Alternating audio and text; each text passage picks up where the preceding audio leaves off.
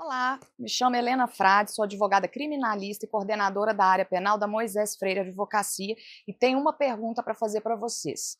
O que vem na mente quando a gente fala em acidente do trabalho? Normalmente, as pessoas vão pensar em quê? Indenização trabalhista. Mas você sabia também que, a depender do caso, um acidente de trabalho pode acarretar numa responsabilidade civil ou mesmo penal? A responsabilidade civil decorre do risco próprio da atividade desenvolvida pelo cliente. Nada mais é do que a obrigação de reparação do dano, independentemente de culpa, quando a atividade desenvolvida pela empresa implicar, por sua natureza, risco para os direitos de outras pessoas. Por exemplo, temos casos em que as empresas são condenadas a indenizar empregados feridos por colegas de trabalho. Certamente isso não vem à mente quando se questiona acidente de trabalho.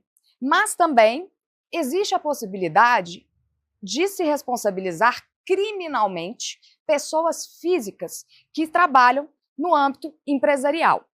A responsabilidade penal nestes casos, decorrentes de acidentes de trabalho, está fundamentada expressamente no próprio Código Penal. E lá nós temos que trabalhar com o que chamamos de posição de garantidor, que nada mais é a pessoa que tem, por ordem legal, obrigação de evitar o resultado, ou seja, de evitar aquele acidente de trabalho. Ele vai responder criminalmente não por ter causado o acidente em si, mas por não ter impedi-lo, quando poderia ter feito. O que a gente faz quando, então, ocorre um acidente de trabalho dentro da empresa? Primeiramente, a gente tem que analisar se esse acidente decorre de uma ação ou omissão dolosa ou culposa. E também precisamos analisar se houve descumprimento das normas de segurança, higiene e medicina do trabalho, expondo-se a risco e perigo à vida, saúde ou integridade física dos trabalhadores. E se o empregado vítima concorreu para o acidente? Tal fato não vai afastar essa responsabilidade criminal. Dentre os crimes mais comuns decorrentes de acidentes de trabalho, nós temos o crime de perigo para a vida ou saúde de outrem.